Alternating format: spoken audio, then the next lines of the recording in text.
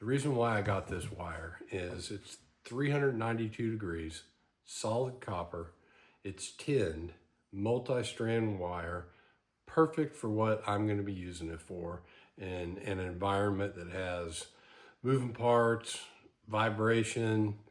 This is going in a camper.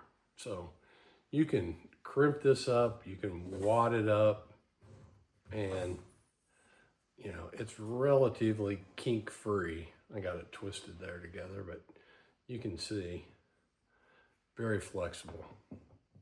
When you're looking at very inexpensive wire, just make sure that the wire that you're purchasing is not clad covered aluminum. It'll say CCA.